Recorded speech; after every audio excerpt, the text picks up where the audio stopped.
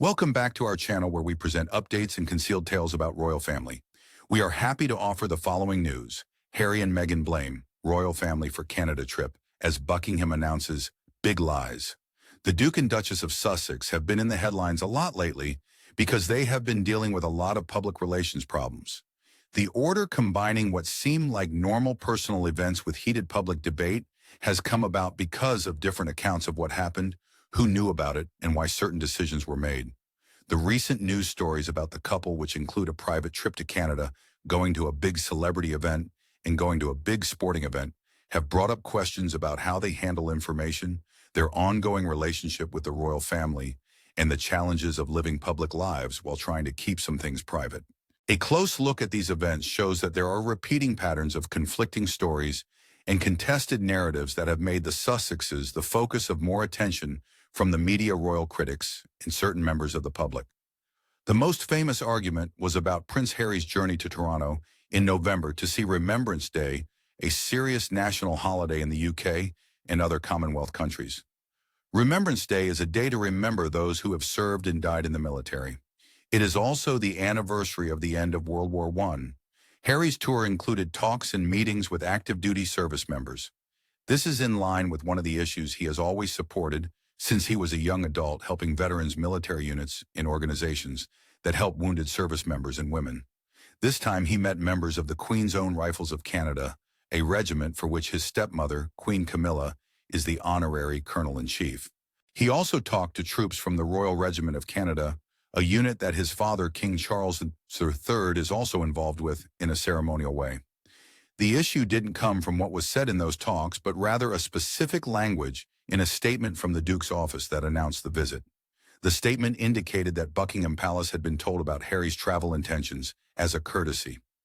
At first look, this sentence may be seen as a simple procedural line, a way to make sure the family wasn't surprised. But when the Times of London published a story quoting palace sources who stated they hadn't been told about it before, that simple statement became the center of a bigger argument. The Times article cited unidentified insiders from both Buckingham Palace and Kensington Palace, who said they hadn't heard of the trip until after it was made public. The publication asked the Duke's staff for more information precisely when and to whom the so-called courtesy notification had been sent. There was no significant response, according to reports. This difference brought up a number of uncomfortable topics at once. First, it showed how one word or phrase like informed or courtesy warning can mean different things to different people. Some people thought the language meant that the monarchy was working together. Others thought it just meant that family members or their offices were giving each other a quick informal heads up. The difference is important since the pair has a formal relationship with the crown. In 2020, the Sussexes stopped doing official royal duties, which meant they couldn't represent the monarch in any official way. The division was meant to make the lines between public obligations done for the royal and private life clearer. When Prince Harry interacts with units that are under the patronage of his father or stepmother, regiments that are part of the same ceremonial ties that hold the monarchy together, the question of whether his actions could be seen as a continuation of official representation comes up. To comprehend why this issue escalates, it is necessary to examine more closely the implications of those honorary military positions. In Commonwealth and other constitutional monarchies, a colonel-in-chief is a ceremonial position in which a member of the royal family serves as a symbolic link to a regiment or service branch. The function is not an operational command post. It is a public relationship that strengthens the historical ties between the crown and the military services. The appointment often entails participation at regimental ceremonies, presentation of colors, and other acts of symbolic affiliation. It is a public display of a constitutional and cultural bond between the sovereign and the military.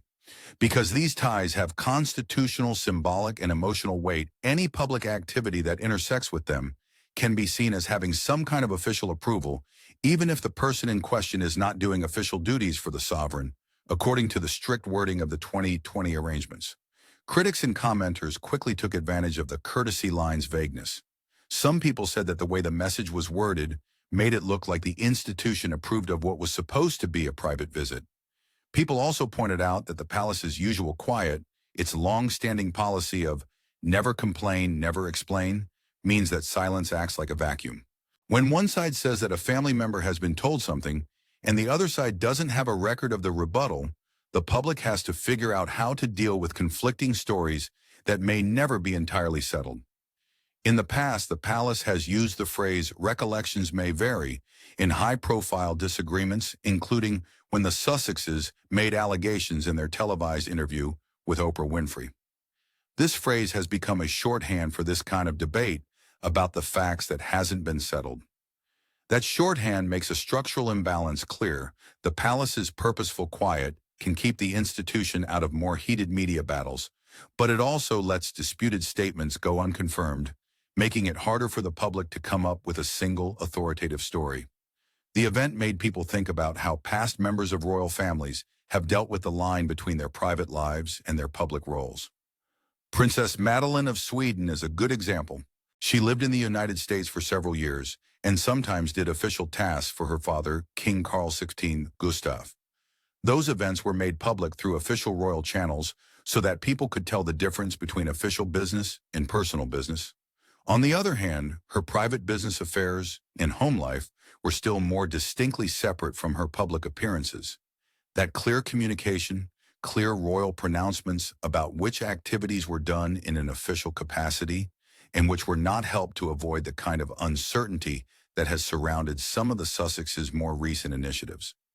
The difference shows that it's not unusual for forms of communication to be employed to avoid confusion in other constitutional monarchy. However, in the Sussexes' situation, the line between private and semi-official interaction has sometimes been hard to see. The Toronto incident highlighted a more significant concern: miscommunication or differing memories of who was informed about what can quickly turn into a reputational issue when these matters are made public.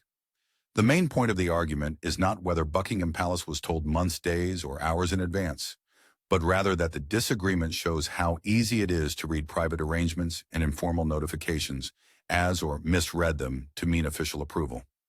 Because the Sussexes are officially non-working royals, any action that overlaps with the royal family's ceremonial networks will be looked at more closely.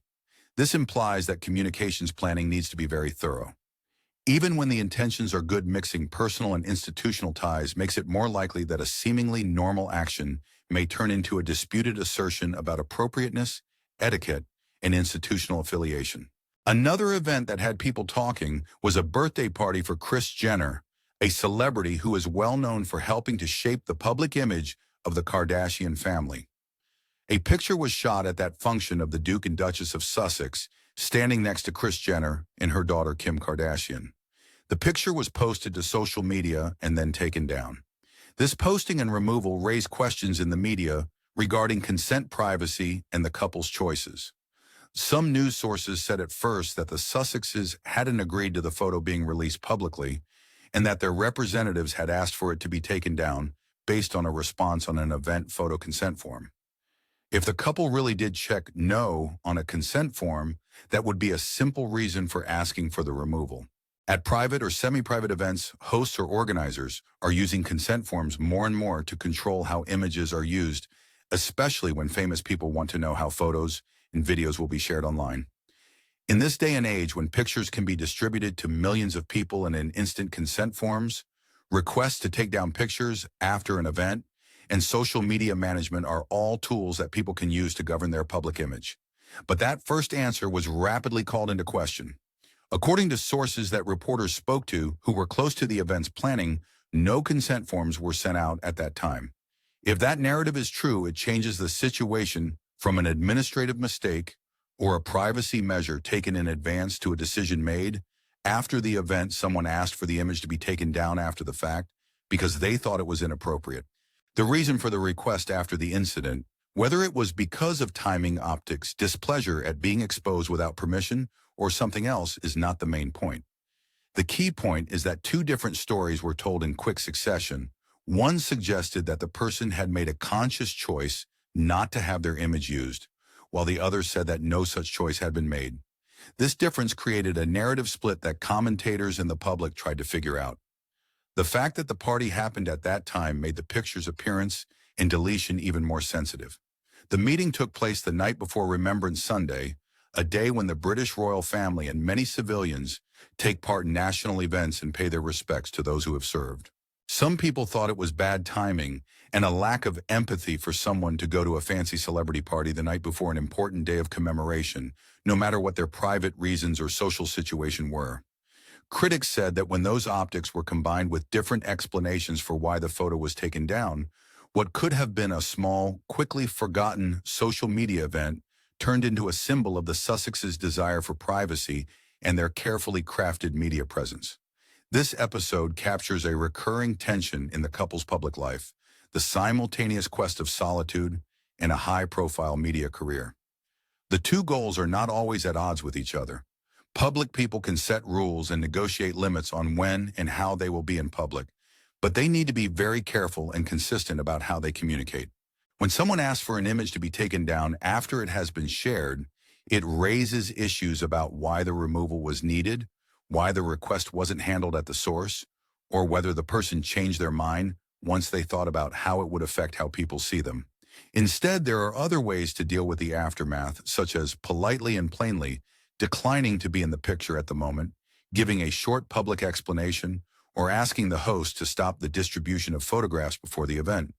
The decision to make a reactive post-facto request led to a long news cycle in which the situation was continually analyzed, debated, and redefined. A third episode added more fuel to the fire of the growing story about public relations mistakes. Some commentators and news agencies called the event Hatgate. It happened when Prince Harry went to a World Series baseball game between the Toronto Blue Jays and the Los Angeles Dodgers while wearing a Dodgers cap. The main point of the critique was that King Charles III is Canada's head of state, since he is the King of Canada. Some people thought that public displays that may be seen as favoring a rival national team at an event connected to Canada's top baseball team were rude since they didn't show good diplomatic manners. Critics didn't just say that a member of the royal family's wider circle showed their support for a sports team. They also said that the way the moment looked made it reasonable for that person to expect how gestures of partisanship might be seen in the areas where the crown still has symbolic power. In an interview later, Prince Harry talked about the affair and gave two primary reasons. He said he felt under duress to wear the cap because he had been led to an owner's box and thought it would be polite to follow a common custom. He also said he was self-conscious about losing his hair and that the cap was partly meant to hide that insecurity. He said that even though he had been seen wearing a Dodgers cap at Game 4 of the series, he was rooting for the Blue Jays in other games in the series. Those elements show that the person is trying to frame the event as a personal choice rather than a political message. Still, many critics were not happy with the explanations. For them, being under duress was an inadequate reason for someone accustomed to public life and its concomitant protocols. They claimed that a person with substantial experience in front of cameras ought to have been able to maneuver the situation more deftly. People who saw the event said that turning down a hat or explaining the unique status of being a non-working royal with familial links to a Commonwealth nation would have allowed for a more thoughtful statement of personal preference that didn't look bad. The main concern was that the instance, like the others, showed a pattern of reactive responses. An unanticipated or impulsive move led to negative headlines, which were then followed by a public explanation that always led to more scrutiny. People saw that pattern act, first explained later, as a sign of a communication strategy that was more defensive and fragmented than proactive and consistent. The Toronto scandal, the deleted Jenner Kardashian photos, and the baseball cap incident have all led to a number of media studies that try to figure out what these events mean as a whole, not just as a series of separate headlines. One critic writing for the Daily Beast said that the conflicting stories were proof of a systemic weakness in what he called the Sussex Project. The main idea behind that project, as its supporters explained it, was to try to be more authentic after leaving royal office and escape from institutional rules to live more openly and on their own terms. The critics' point was that repeated contradictions and public refutations by other parties hurt the claim to authenticity. If friends, hosts, or even the palace itself publicly disagree with the Sussexes' stories, it becomes harder to present a convincing, factually based true account in larger projects. Another voice in the commentary, Tina Brown, an experienced journalist who has written about the modern British monarchy, offered a more personal assessment of professional decisions. She noted that she had not encountered in her experience analogous patterns of what she characterized as professional blunders. in stating that she made a point of the fact that the Duchess's prior image as a shrewd navigator of the public realm didn't match up with her current choices, which Brown thinks haven't shown a totally coherent strategic approach. Brown's criticism was not just about the details of the occurrences, but about the overall impression they give a public figure who seems to be planning and controlling things, but instead seems to be reacting and sometimes being inconsistent in each episode. These evaluations converge on a singular diagnosis, a conflict between two sets of norms. The institutional culture of royalty values caution, obligation, and following established rules. The style of Hollywood and celebrity culture, on the other hand, values being seen, personal branding, and actively creating the story through media channels. Many people have said that the Sussexes' problems come from trying to be in both worlds at the same time. For such dual positioning to work, managers need to be aware of their actions and recognize that various areas have distinct expectations. Royal protocol is often strict and works through formal channels to keep symbols alive from one generation to the next. Celebrity public relations, on the other hand, works through fast cycles of attention and story shaping and personal revelation. The couple seems to break the unspoken rules of both worlds by straddling the divide. Traditional royal observers may think they aren't being discreet enough, while critics in the media world may think they are being too managed or strategic. These critics want either full transparency or consistent branding. The cumulative effect of media scrutiny has led to worry about a loss of credibility. When different people tell different stories about what happened at an event, like palace officials, party organizers, and attendees, it might be hard for the public to know which story to believe. For commentators, the decline of verified narrative authority may yield significant ramifications. The Sussexes' post-royal undertakings, including as Mr. Harry's memoir, documentary ventures, and production deals, have hinged on the idea that they are giving honest, unvarnished accounts of their lives. It's simpler to question bigger stories if people start to dispute smaller facts. The rationale is simple: if daily verifiable facts are questioned, so too will bigger personal stories. There is a practical worry about audience tiredness that goes beyond problems of reliability. People who watch or read the news have short attention spans and a limited amount of sympathy or interest. A pattern of repetitive arguments, clarifications, and corrections can wear out an audience or make them less eager to get involved with the couple's serious activities. That isn't just a vague reputational issue. It has real effects on viewership, donations, business partnerships, and how well people accept new content. The consequence of constantly defending or explaining small events is that it takes time and energy away from real policy work or creative projects. It also makes people think of the brand as being involved in controversy instead of the causes that the Sussexes support. In this situation, what might a new way of communicating look like? People who study and work in public relations might say that instead of reacting to things and then explaining them, we should be more proactive and look ahead. That would mean putting numerous practical steps into action at the same time instead of one at a time.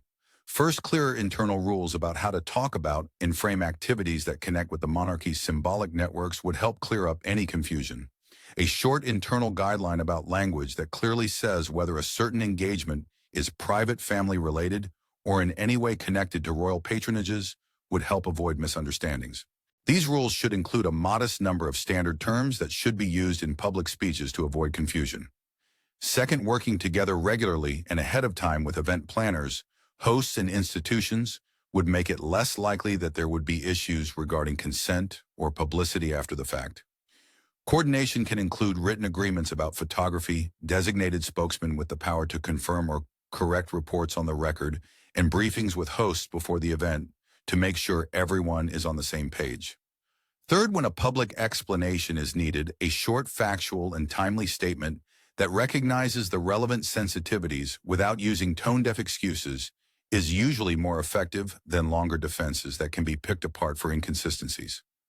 A quick, clear explanation, preferably given quickly and on the record to a known news outlet, makes it less likely that anonymous sources would fill the void with contradicting statements. Fourth, using outside validation, including on-the-record affirmations from hosts or official spokesmen, at the same time helps stop the spread of contradictory anonymous sources that often cause confusion in the media. When recognized people or groups back up statements, the public can better judge how credible each account is. Fifth, a planned media access policy could assist ease the conflict between wanting privacy and keeping a media-driven persona. That policy might say what kinds of activities the pair will go to without press access, what kinds of events will have regulated photography, and what kinds of events will be advertised ahead of time. It might also say when photos or videos can be reused, shared, or sold. Sixth, a small focus on anticipatory scenario planning, figuring out how different people would interpret normal acts and changing how they act in public. Accordingly, would make it less likely that people would misread things that could have been avoided. Planning for different scenarios doesn't have to take away from spontaneity. Instead, it gets you ready for a range of brief, principled replies that you can use quickly when things change. Seventh, where engagements involve national symbols, regimental affiliations, or other institutions that are important to the Constitution, it would be wise to have a system for getting prior confirmation from such institutions regarding how the engagement should be publicly characterized. This action respects the feelings of those institutions while keeping the people concerned free. Taking such steps wouldn't prevent controversy public life, especially when run by people connected to historically important institutions always invite scrutiny, but it would reduce structural weaknesses that turn small problems into reputational crises. The Sussexes have chosen a course that gives them more independence from royal rules. This provides them great freedom. Freedom comes with responsibility. Use precise language when discussing public symbols and institutions. Not knowing how an apparently private action, like going to a party the night before a national celebration, wearing a team's cap, or discussing who knew about a private trip will be perceived, can convert everyday decisions into public discourse. These communication methods are also affected by culture and psychology. Modern media emphasizes speed and makes conflicts worse by making them go viral on social media, framing them in editorials, and having many pundits explain events. It may be tempting to respond defensively, share details to influence the story, or hide behind legalese, but these won't help. However, a balanced strategy that emphasizes transparency, anticipatory framing, and allowing small, well-managed public intrusions seems to work better over time. That method requires a strict internal protocol that specifies when, who, and what can be communicated, as well as an acknowledgement that minor behavioral changes can mitigate reputational damage better than extensive public rationalizations. In conclusion, the Toronto visit, Jenner-Kardashian photographs, and baseball cap event have caused the Duke and Duchess of Sussex a confidence issue. The importance comes from the repeated building of contradicting narratives that leave observers unsure whose story to accept. Palace officials, event organizers, and media characters giving differing stories of the same events can damage public faith. This makes it tougher for the pair to control their tale and claim to be telling the truth. These examples demonstrate that communicating outside an institutional framework while maintaining symbolic ties to it requires careful effort. Independence can become a reputational risk if message isn't consistent, clear, and forward-looking. These methods will shape the Sussexes' public existence in the coming months and years, as recent weeks have shown how difficult it is to manage an unprecedented public presence. Thank you for watching the video. Please let us know your thoughts and say goodbye for now.